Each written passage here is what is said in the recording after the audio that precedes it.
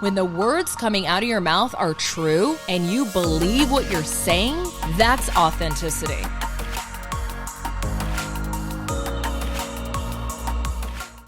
Welcome back to another episode of I Am Nineveh, and he is John Madsen. I've got a special guest today, my husband. I'm excited to be on your show. Oh, yeah? How come you never have me on your show? Well, that is going to happen. And so, we can do that anytime. Yeah, I'm excited to have you on because we used to do a show together back in the day, and we did like 75 episodes, and then we stopped. And what I loved about it so much is that we would just sit down and start talking and start rolling. And we had a little bit of preparation, but we would go into it and just, not rehearsed. And that's exactly what we're going to do today. Yeah, it's fun. I mean, I enjoy your company. And it's like a date. Yeah, the podcast feels like a date. So now people get to watch, they get to listen in. And I think it's very powerful to have a his and her perspective, because perspectives are going to be subjective to the person. And there's a female-male dynamic a lot of the times. And I think people, especially in marriages, like to hear two different perspectives sometimes. It's not saying we always have a different perspective, but sometimes we do. So we get to share it. We do. Let's be real, right?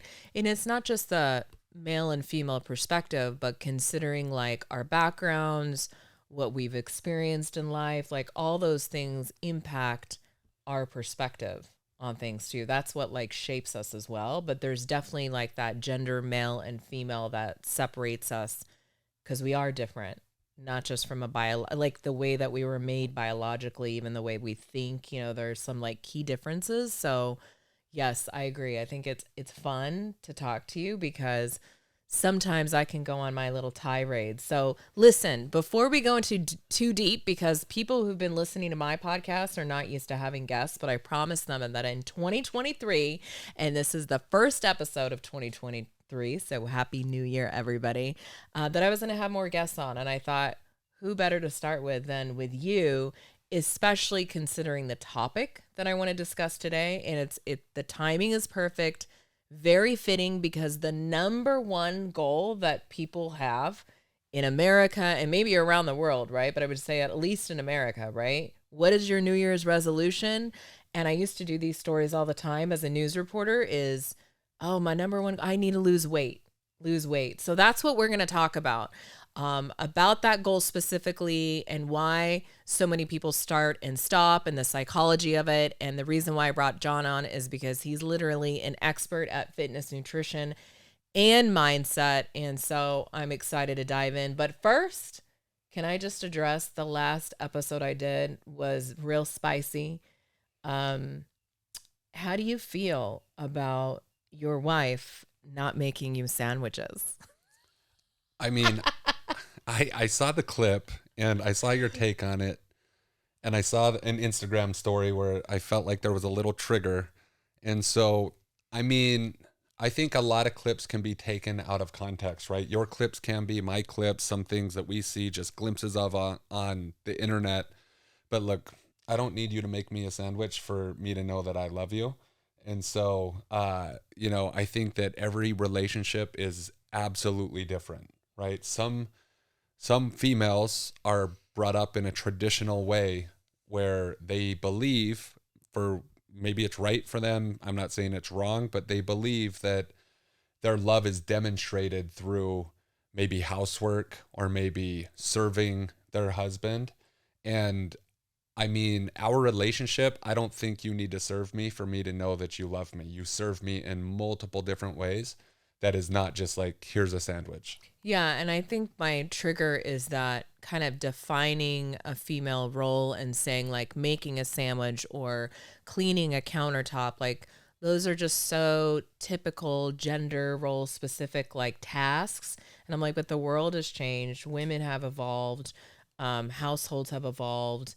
And yes, we're still men and women, but at the same time, like, is cleaning and making a sandwich like really how we're measuring the value that we add to each other's lives? Because I still, like you said, to your point, serve you and you serve me, but I don't need to do something like that, like cleaning or making a sandwich, which is, it's like I think about that image and it takes me back to like 1920s or 1950s for you to consider like, I love you. Like that's Yeah. me showing you I love you, I respect you. And there are a lot of people that said, well, if you're not embracing that, then you're not really a conservative woman.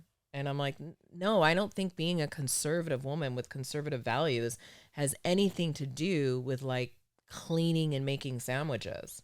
Yeah, I agree. And I'm conservative, right? Like there's no getting around that fact. People who's listened to me, like, of course they understand this personality, but even like I would consider somewhat alpha-ish in my nature, right? I don't need a servant. I don't need a house cleaner. Like we will hire out all of that stuff.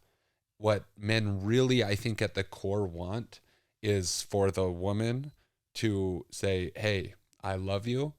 I support you. I'm here for you. And, that's it. It doesn't, I support your dreams. That's what I mean. I'm yeah, like, isn't the value of what I do in terms of supporting you and pushing you to, reach your dreams and vice versa, like so much more servant in terms of like leadership in our relationship than me coming home on the weekend and making sure everything is clean after a long work week and saying like, here, honey, I made you a sandwich. Like, you can't even compare the two. Like, I would think this is so much more valuable, right? Like, every man would want that, and every woman would want that in a relationship for their husband to say, I believe in you, I believe in your dreams, and I want to support you because that's what you do for me. And I know that's what I do for you.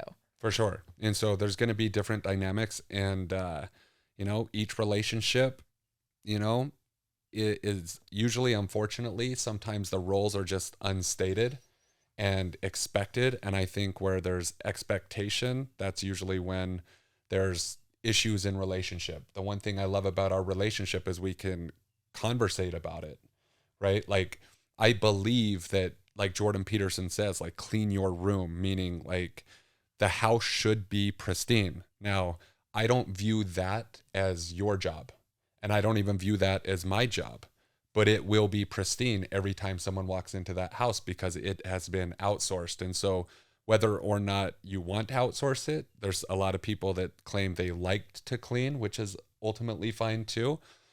We have very high standards and the countertops are always going to be sparkly. That just does not mean that you have to do it. Right, right. And by the way, I do still clean. Right, of You course. see me clean. I'm Yeah. like, the reason why we have a housekeeper is like, I do love a clean house. I'm like, I need that and I'll be cleaning too Yeah, at but the same before time. before we were together, when we were dating, I had a house cleaner. Like when I was a gym Yeah. owner, I would trade it out. Like there was a woman who like was amazing. She did the laundry, she did the house cleaning, and I trained her kids for free. And it was like that was a great trade for me. So I value this pristineness, but I've never valued myself wasting my hours doing that stuff. Like I need to go do what my zone of genius is, and it's not cleaning. However, I value having a very clean atmosphere. And I value it too. Okay. All right, let's move on. I wanted to address that because a lot of people listened to that show and it was all my perspective. And I'm like, I got to bring John in because there were a couple people on the thread that were like, you're not a conservative woman and you don't serve your man. I'm like, well, here, I brought the man right here. I'm not some toxic feminist because I don't like to clean. I mean, those labels are just like, wait a minute, I consider myself like a modern conservative woman. I have traditional values, God first, family first, our relationship, and then career and then business, but not all those things. And I don't get to fulfill my purpose outside of motherhood, outside of marriage and love. Like I have a purpose that I've been put on earth to fulfill as well. And some women's purpose is like being in the home and being a homemaker, and they feel called to that, and some women don't. But if you don't feel called to do that and this, you know what I'm saying, either or, you can't label it like conservative, non-conservative, because if a woman is out building a business, that all of a sudden makes her not traditional. Yeah, I mean, my biggest thing is authenticity and trueness of self. I think that is the ultimate form of freedom, whether it's a male or a female. Like, my biggest goal for you is for you to be in full expression of you. Now, if that's building a business, cool, right? If it's not building a business, cool. Like, whatever that freedom to express yourself as you is, I believe is like the key to not only your enjoyment and bliss and joy, but the peace in the family. Because where you get to chase whatever purpose you have, then there's no resentment for not ever telling me what you want to pursue, or just not ever pursuing it. Yeah, what I've learned is like dismantling the Bos-Babe personality for sure, and how that isn't serving me in this season of life, and like reconstructing that identity and finding the balance of motherhood and, slowing down at the same time, still making sure that I'm doing the things that I enjoy, like this podcast. So Right. thank you for your support. You're welcome. Yeah, and thanks for that perspective. Because I do not like cleaning, let me tell you. So anyway, let's talk about the number one goal that people have when it's that New Year rolls around, that New Year resolution. We own a company called Superhuman, and I'm just mentioning that in case this is somebody's first episode. And you always do such a good job telling people what we do best, right? But we help people transform their bodies, right? The number one New Year resolution is to lose weight. So what would you say to people who are right at the starting line right now? Because this is top of mind for everyone. Everybody is going to want to change their body or make more money. It's going to be one of those two things usually. From now, 100 years ago, into the end of time, like, people want to improve, like we're meant to improve. Now, unfortunately, 90% of Americans are not in ideal shape. And so a goal might be, hey, I want to lose weight. And I think right there is an issue, because they're focusing on something they don't want. They don't want the weight. So they're focusing on losing what they don't want. And I think that it's much more powerful for them to chase excellence. And that's like a very key difference that I think most people miss. I think the fitness industry preys upon people who are like, lose 20 pounds in 90 days and this and that. And it's like, look, Superhuman is not about that shit. It's about chasing your own excellence and giving yourself permission to win. And so if you have a New Year's resolution to like lose 10 pounds, I kind of want to, get in shape this year. It's like, I would challenge you to really look into the mirror and ask yourself, you can do it today before you get into the shower. Whether you're a male or a female, you look at yourself in the eyes and you ask yourself, am I a reflection of all that I could be? And if you're not, you should have excellence as a standard and you should chase it relentlessly.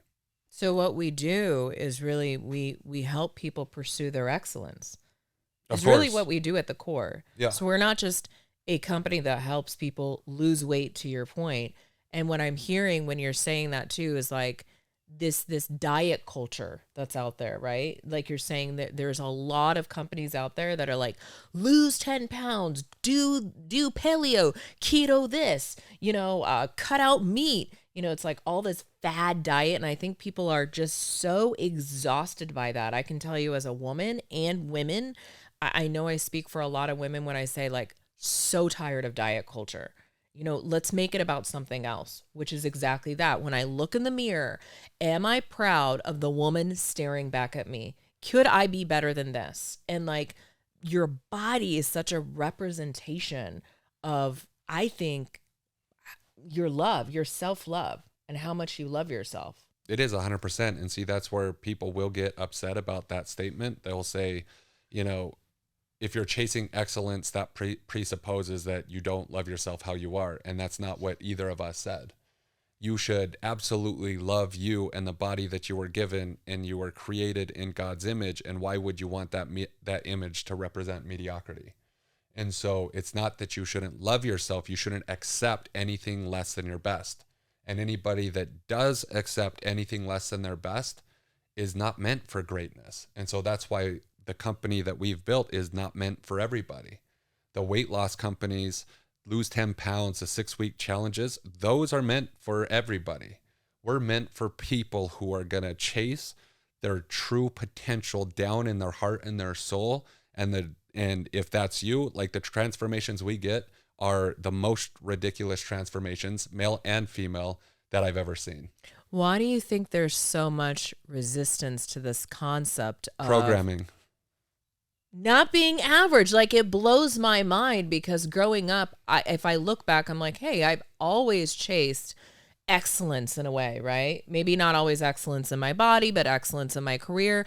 Anything I approached, whether it was a task or a project, it's like, I want this to be the best. And I'm like, oh, wait, everyone isn't like that. That's not the popular thing to do. That's unpopular. There's an attack on excellence, and it's now more prevalent than it's ever been. All the imagery, all the news stories, the movies now, like everything now is an attack on excellence because excellence can't be controlled. All in the name of being inclusive, which I just think is a complete lie. Inclusive can be controlled. Exclusive cannot be controlled. Thanks for tuning into my show. As the co-owner and COO of Superhuman, I want to invite you to learn more about how we help high-achieving men and women just like you become top performers in their bodies and minds. Book a free call with my team. Go to superhuman.com to get on our schedule now. You find me a man or a woman who has became all that they could be, right? And they stand on their own core values. And they're not playing for this inclusivity. They cannot be controlled. They're dangerous in whoever they are out there, that like this mediocrity, like almost submits the masses. And so for me, like I'm 100%, like if there's a resistance against something, it's a resistance against that. I want to surround myself with people who chase excellence. That doesn't mean you have to be excellent right now. That might be like, you might have went through a season of your life where, you know, stuff was chaotic. The world has been chaotic over the past 2-3 years. There's been a lot of changes. And so maybe you've not thought about this like I'm saying it over the past 3 years, right? And you've let yourself go a little bit. That's fine. Maybe you are somebody who has been exercising pretty religiously for 5 years. And for whatever reason, you're on the wrong plan. You look in the mirror and it doesn't look like you've put in all the effort you've put into. Or maybe you're the person that's kind of an outlier in your friends group and you're pretty decent, right? No matter where you fall on that spectrum, even myself sitting here, there's more left in the tank and I want to see what I'm capable of.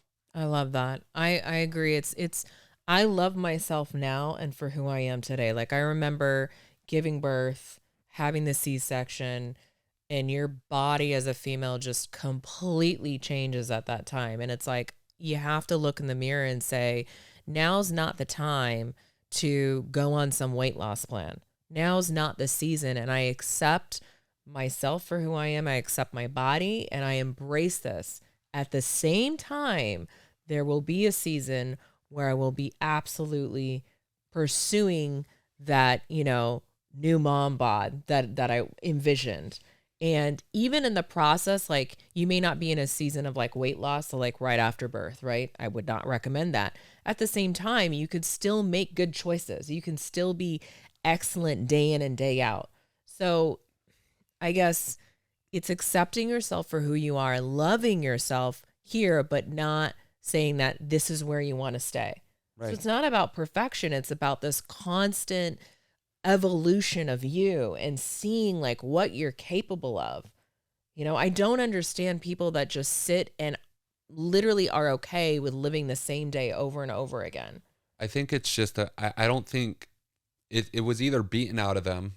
It's been brainwashed into them to just accept everything as is. They don't know that it's, there's a better way. Or C, it's this contrast of survival versus thriving, right? And so some people are caught up in survival, like with money, with relationship, with fitness, like everything is so chaotic and it's been so chaotic, right? And in order for them to snap out of that chaos, the first thing they have to do is take responsibility 100% for it so that they can move out of it. But there's some times where, It's not that people don't want to grow. It's just that they're so caught up in surviving that they don't know what to do.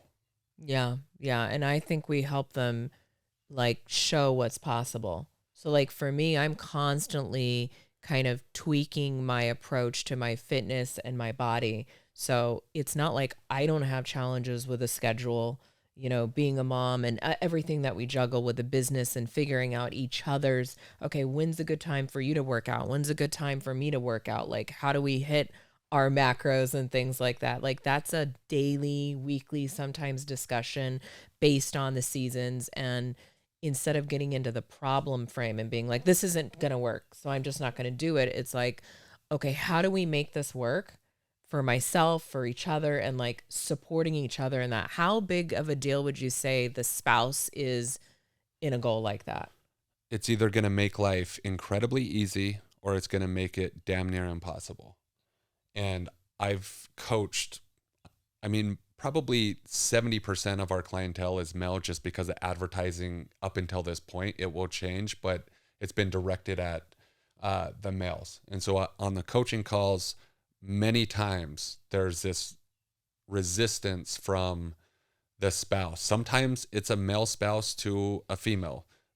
Just with the numbers in my group, I've seen it multiple times with the female in the relationship being somewhat of an anchor in a not so good way to a man who is trying to go on this journey. And the reason is sometimes it changes everything, right? So some of the changes that might happen is all of a sudden this husband comes home and he's like, look, I'm tired of, wearing a Rolex on my wrist and having a dad bod at the pool. Like I'm going to be excellent, not only in business, but I'm going to be excellent in fitness too.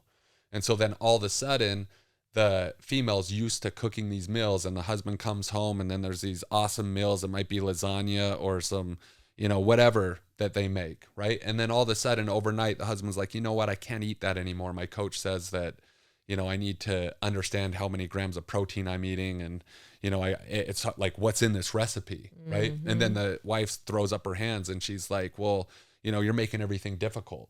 And so then there's a little bit of resistance. And other times, where someone's chasing excellence, it might be the female chasing excellence. And then every Friday night, there used to be a date where they went and got ice cream. And then all of a sudden someone says, you know what, like, I'm not going to have 2 scoops of, gelato every single Friday. I'm going to be on my fitness plan. And then that changes the dynamic a little bit, right? Because it's something that's never said. And that's the biggest issue, is because if you're really in a supportive relationship, it's like you come home, you're like, babe, I'm going to join this program. I don't need you to do anything. I don't need you to cook differently. See, this is why I brought up that sandwich making conversation. I know, but here's the thing. I don't need you to cook differently. I don't expect you to make meals according to my macros. Like, I don't expect you to go out of your way to make it easy for me. But what I do expect is your support on this journey. There's things that I used to do that didn't serve this excellence that I'm chasing. It doesn't mean I can't have ice cream here and there. It doesn't mean I can't have a cocktail on the weekend, but I can't drink that bottle of wine with you every freaking Friday night. Okay. And so it's like, this is important to me because I'm going to prove to myself something, and it means everything to me. So can I have your support? And whether that comes from female to male or male to female, if that conversation is had and you're in a healthy relationship, it's like, cool. Like, I'm on board. Like, I want to see you win. Yeah. Right? A lot of times, though, it makes the spouse uncomfortable, because I will say, like, being married to someone like John, or maybe John being married to someone like me, when he's like pursuing his highest self, I actually can't just sit back and not pursue my highest self, because then we won't be on the same growth trajectory.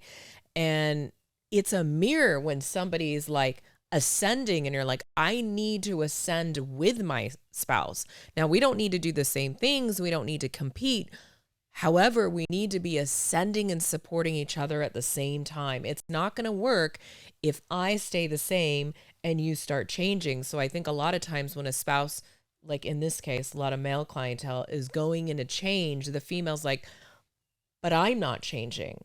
It's a mirror and it's a reflection, and it's scary, because she's like, what if my husband actually gets a 6-pack and he gets really hot and I'm not hot. In a lot of cases, though, like the woman is in shape and the dude's not, right? Yeah. I mean, we had Keith Yackey on here on my podcast a while back, and he's, his program's called Married Game. And it was hilarious just to get his perspective because he helps couples through some of these problems. And, if both couples are settling into their middle age, call it 35s, 40s, 45s, 50s, whatever middle age means now, right? And it's like you got a couple kids, they go to great schools, you have a house in the suburbs, you have a Mercedes, you got a Lambo, but I'm just saying, I mean, they got a Mercedes. Like, why really is it important to have a body that just screams excellence, right? Yeah. And I if see what one, you're saying. and so like both couples kind of just settle in, and it's this unsaid thing where it's like, hey, like we accept each other, sex is average or non-existent or whatever it is for them, right? But no, that's not acceptable. I know it's not Yeah. acceptable, and that's my point. But it's like if one person all of a sudden decides to change, it is scary for that other person. And then here's the other question that comes up.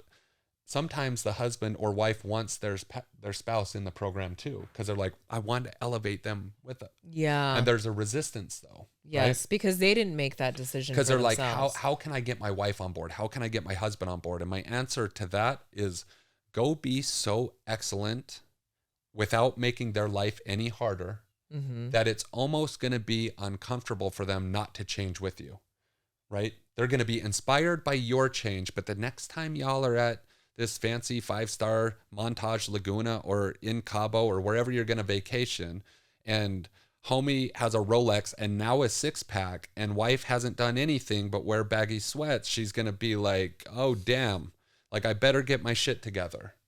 That's a natural reaction. And it can be completely opposite too. We it could want to feel good in our bodies. Like for me, it's like looking in the mirror and just being proud in my bathing suit, in my bikini, whatever I'm deciding to wear.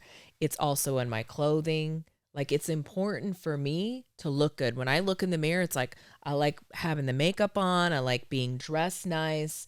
And then also when you're naked, when you're being intimate with your partner and not needing to hide underneath the sheets or turn off the lights all the time because you're like, oh, I don't want them to see this part of my body or this part. And it's not the parts like, let's say, when you've given birth and you've done the breastfeeding and the boobs are just not the same. Like my boobs are just not the same, let me tell you.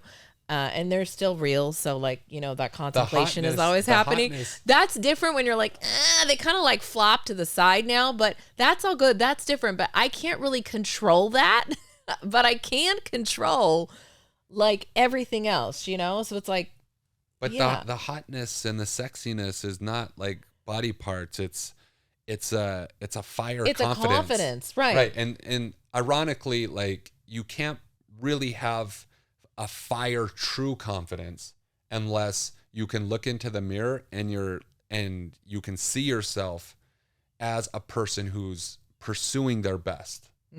It's impossible to have that without this pursuit and this exemplification to yourself that you hold yourself in high standard. You nailed it. You know what? It's not about the perfect body or just the abs or any of that. It's not a body part. You know what it isn't? It's how you're carrying yourself because you're in pursuit of that excellence, because you're working out, because you know what I mean? You know what's not hot? What? To like every single time a female gets into the closet and like puts jeans on or puts something else on, and it's like, oh, I don't like my butt, or I don't like this, or I don't like that, or do I look this or that? It's like that's not it, right? It's like being able to go and put something on and be like, I am completely rocking this shit. And like it's not this like insecurity about like the stuff. It's like, imagine one day you go into your closet or you go into Lululemon where they have all the mirrors so you can see your back and you can see your front. You know those mirrors. Like Yeah, I know love that those shit. mares. I love that shit though. Because like the Lululemon mares are awesome. It's like, oh, I can see this muscle popping, but hold on. No. I gotta get this point out. Fine, you've been talking to the whole episode. So I gotta get this point out. So it's like you go in there, you find some shit that you like, and then you come out and you're like, you can't wait to buy it. Contrast with like husband going like, hey, are you going to get that? You're like, nah, I mean, do I really look like that? I can't believe like my thighs are this or like my back. Oh my God. It's like not hot. That's not hot. Yeah. Not hot. Not sexy. Okay. All right. I want to wrap this up for everybody listening. Thank you so much, first of all, coming on the show. I'm just here to interview you. Do you like my couch? Do you like my couch? I love your couch. I love your studio. Now I got to step up my studio. There you go. So there you go. You saw my excellence. I saw your excellence. I'm like, I got to elevate. So we're always pushing each other. What would you say to the ladies? Because a lot of women also listen to my show. I'm tired of watching them like sacrifice everything for everyone else. And I think the messaging is very different for women than it is for men. Like I know how you sucker punch the men in the gut when it comes to their fitness. I just tell the truth. I understand. And I'm not here to sucker punch women into wanting to get into shape, because I think so many women are tired of that diet culture. But it's more than, it is about your hot body. Like nothing feels and looks as good as looking in the mirror and saying, damn, I look good and I'm proud of me. Yeah, not these Dior's, not those, what you got on there? You got Louis Vuittons. No, there's no purse. There's no designer item that can make you feel as good as you're going to feel when you look in the mirror and you're proud of that image staring back at you, the excellence in your body because you put in the work. It's not a specific body type that I'm talking about here. It's just your personal best. Nothing feels as good as that. I can tell you from experience. What can I say to the female? Yeah. I would say that I'm not here to convince anybody to, feel like they need to do something, or that's not what I do. The other fitness professionals try to convince people to get off the couch, stop eating Pop-Tarts and like get into the gym. That's not me. That's not Supra, right? I would tell the female who's ready, there's three things that are very, very important. Number one is get very, very clear about what you want and stop not admitting to yourself that you don't want something, right? Because if you're like, I just want to lose 10 pounds, it's like, if you can't get that desire in your heart to be seduced by what you could become, then your results are always going to be like maybe somewhat decent, and then you'll just roll it back. So get your desire on point. Like, what do you actually want, right? Then number two would be give yourself permission to win. Core value number one in Supra is give yourself permission to go for it. So if you have the desire and you've given yourself permission to go all out to get it, because you don't need your husband's permission. You don't need to ask your husband permission to join the program. You don't need to ask your husband's permission for anything. It's like, give yourself that permission. Right? And then the last thing is, by all means, follow through. 97% of the people out there quit way too soon. They get frustrated, they stop, and then they just roll back to the start. So if you are in 2023 going to chase your own excellence and you are going to give yourself permission to win, follow through. This isn't a 6-week thing. This isn't a 6-month thing. This isn't a 6-year thing.